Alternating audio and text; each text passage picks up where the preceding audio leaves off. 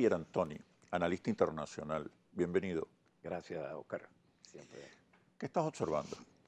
¿Qué balance tienes hasta este momento sobre la jornada electoral de hoy? Ha habido, sobre todo en la mañana, muchas denuncias de supuestas irregularidades, pero realmente no ha habido incidencias significativas importantes. Es un aspecto muy importante porque significa que estamos lentamente volviendo al cauce institucional democrático del país. Por otro lado, ese tipo de denuncias, en la medida que han persistido en algunos estados, parecen ser un síntoma por parte de ciertos sectores de la oposición de que los guarismos no son todo lo interesante para ellos como eran sus expectativas. Sí se puede observar un nivel relativamente bajo de participación, una abstención hasta este momento. Sí. Hasta este momento, bueno, estamos hablando de un 58%, supuestamente, quizás se puede alcanzar un 60%, pero dada la circunstancia, lo cual es normal en una elección regional. Sí, es una buena participación. Es una buena participación, pero el venezolano se acostumbró a votar, a expresarse. Pero en el contexto político actual, se podía pensar en una mayor participación. Yo creo que hay que destacar la voluntad mayoritaria del pueblo venezolano a favor de la paz. Absolutamente. Y del voto como herramienta para resolver diferencias. Absolutamente. Para castigar o para premiar. Yo creo que masivamente el venezolano se acostumbró a votar. Eso es un logro de este proceso político, sin duda alguna. Hay un proceso de maduración democrática, cívica. Sí, y eso se observa no solo en la participación, que es significativa en cierta forma, ¿no? Un 60% tampoco es despreciable, ¿no? Lógicamente. Pero además, sobre todo, se manifiesta en el hecho que no hay hechos de violencia un incidente grave. Un incidente grave. Mira, eso es muy importante. La atención del mundo está puesta en este proceso electoral. Incluso más allá, la atención del mundo está puesta en Venezuela y en el evento electoral de hoy, adicionalmente. ¿Qué significa eso? ¿Por qué tanta atención sobre Venezuela por parte de la comunidad internacional? Lo que pasa es que la situación internacional está en una serie de equilibrios precarios. Y en el campo del mundo occidental, entre comillas, llámese la OTAN, básicamente los países miembros de la OTAN, Estados Unidos, Europa Occidental, fundamentalmente, Japón también, una serie de estrategias no han dado los resultados esperados. En el caso, por ejemplo, del Medio Oriente y en menor medida también en el caso del norte de África. ¿Qué resultados esperaban que no fueron dados? Esperaban realmente la destrucción de Siria, la destrucción de Irak, la reconfiguración de una serie de mini-estados alrededor de Israel. ¿Con qué objetivo? Con el objetivo de tener el control de todas las redes de recursos, de gasoductos, oleoductos. Distribución. Y todos los recursos energéticos de la región, teniendo pequeños mini-estados, un Sunistán, un Shiistán, etcétera, pequeños estados con cuestiones vinculadas a temas básicamente confesionales o religiosos, pero fundamentalmente para poder conectar directamente el Mediterráneo con el Medio Oriente, con la fuente de suministro y por consiguiente poder eliminar el suministro de Rusia, ¿verdad? Y por consiguiente asfixiar económicamente a Rusia. Ese plan no ha funcionado. El petróleo es la causa fundamental de la tensión sobre Venezuela. El petróleo y el gas son las causas fundamentales. A través de eso, fundamentalmente, la asfixia de Rusia y después el ataque a China. ¿Y en caso de Venezuela? En el caso de Venezuela, al fracasar esa estrategia, una especie de blitzkrieg, como dirían los alemanes cuando Hitler, o sea, ese ataque repentino, relámpago, al fracasar esa estrategia, entonces entramos en una guerra de posición de larga duración y automáticamente una guerra de recursos. Entonces vuelve el síndrome de la Segunda Guerra Mundial de Estados Unidos garantizar su patio trasero como un elemento fundamental para poder enfrentar el bloque euroasiático. Porque además la estrategia que se ha ido realizando y que Trump había manifestado quererla modificar, no la ha podido modificar, porque los intereses que estaban detrás de esa estrategia lo han impedido. Por consiguiente, se encuentra en el peor de los escenarios, de tener que chocar directamente contra Rusia, China e Irán al mismo tiempo.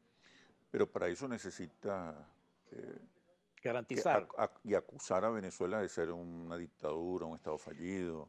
En ¿Es términos, posible seguir con esas acusaciones después de una jornada electoral democrática, de haberse ya establecido un cronograma electoral para el próximo año? el, Cuando no hay violación de los derechos humanos tampoco.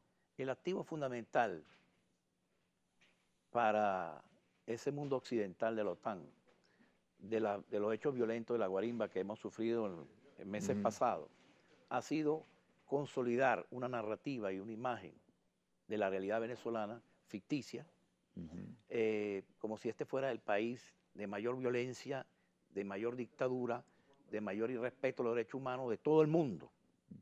Y eso ha quedado fijado allí.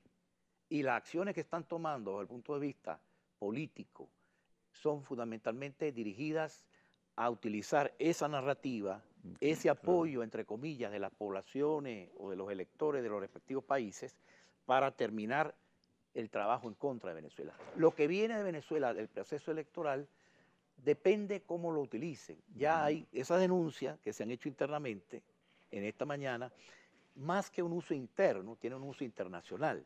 La oposición prácticamente desplaza la prioridad de su accionar político, o digo una parte de la oposición por lo menos, perdón, sobre el escenario internacional. Y la narrativa, como la llaman ellos, la posverdad, como la llaman ahora, que utilizan en los medios de comunicación masivos y en los discursos oficiales, realmente no necesariamente se compadece con la realidad venezolana. ¿Qué se puede esperar entonces, mañana, después de la jornada electoral de hoy?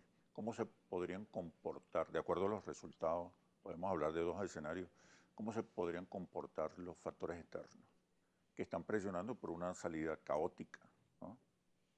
El problema es que lo que pretende ese escenario externo o esos intereses que están liderizando en este momento la ofensiva política, diplomática, económica, financiera, no es una salida del gobierno, es una cierta salida del gobierno. Quiere decir, lo fundamental, lo sustantivo, no es que, por ejemplo, el gobierno de Maduro o el gobierno de Chavista pierda en diciembre del año que viene las elecciones presidenciales, o pierda estas elecciones de hoy, o pierda las elecciones de alcalde, etc. Lo fundamental es crear una ruptura en el proceso, una ruptura del orden institucional y del orden constitucional. Desintegración del Estado. Básicamente un redimensionamiento fuerte del Estado en cuanto a quitarle el control de PDVSA y en cuanto a redimensionamiento del estamento militar, de la Fuerza Armada Nacional Bolivariana. Logrando esos dos elementos, tú consigues transformar a Venezuela en un Estado dependiente, débil, adelgazado en demasía, ¿no? Fácilmente controlable, que tiene poca capacidad operativa interna e internacional.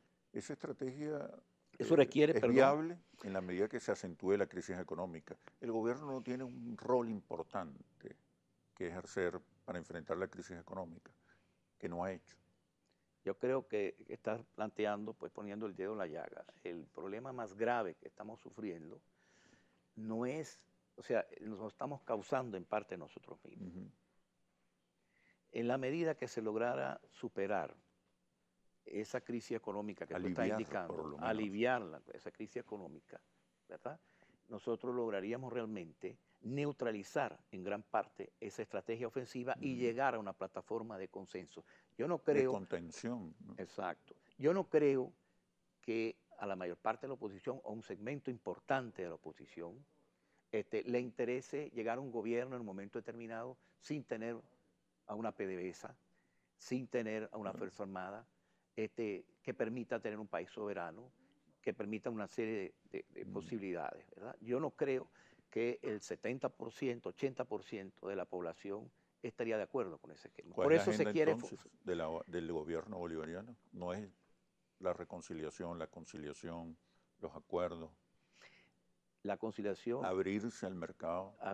Pero la cuestión fundamental es pasar de una actitud de amplitud que el gobierno lo ha demostrado a una actitud de hechos concretos, mirando sobre todo a la nación más que a las cúpulas políticas, mirando sobre todo al pueblo llano, al pueblo chavista o no chavista, que necesita una respuesta en términos de solución a los problemas de la economía. Una alianza con los sectores productivos privados. Una alianza con los sectores productivos. Es indispensable. Es indispensable.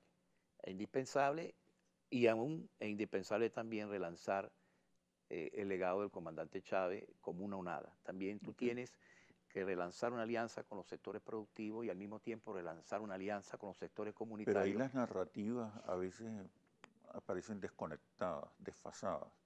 Creo que se mantienen las narrativas para un país de hace 15 años, 17 años, y no se han actualizado para las nuevas preguntas, para los nuevos desafíos y las nuevas expectativas de la gente. El vicepresidente de Bolivia planteaba que hay épocas de alto nivel de combate y otras épocas de declive, y que estamos en la época de la gestión, de la economía, de las respuestas, de las soluciones.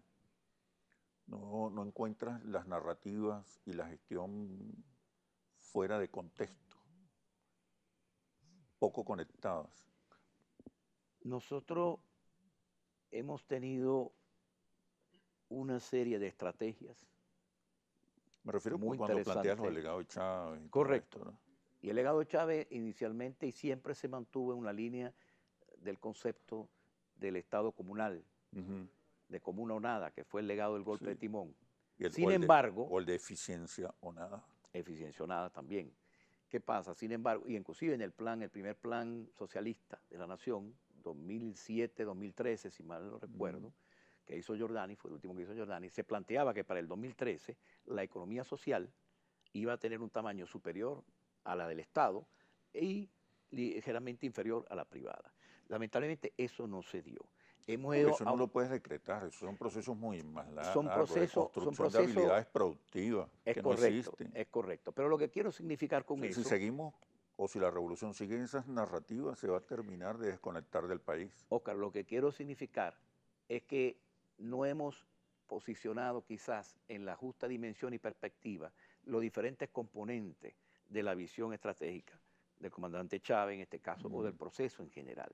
Y ese desfase entre uno y otro elemento, la importancia que tiene la economía productiva privada, La inversión la internacional. inversión internacional, la importancia que tiene la incorporación, la inclusión de sectores sociales a través de esquemas comunitarios, el papel del Estado como director de orquesta y no como sustituto de estos dos actores, sino como complemento, rector y La orientador. ineficacia de los controles en este momento. Claro, es porque es producto de una vuelta, en cierta forma, en algunos aspectos al socialismo del siglo XX, que lo que el mismo comandante Chávez en el golpe de timón criticaba. Él hizo una crítica muy clara al modelo soviético. Y dice, no es ese el modelo que nosotros queremos. Ya. Ni el Entonces, cubano evidentemente, se tampoco. impone ¿ah? Ni el cubano tampoco. El cubano anterior, porque el cubano actual es bastante de apertura. Okay. Pero hay experiencias exitosas con países, en economías de países aliados que pudieran ser muy útiles para el debate. Pero, disculpa, ahora vamos a un pase con Stephanie. Agradecidos con el contacto de nuestro compañero Oscar Chemel. A esta hora ¿Te nos parece bien? corresponde también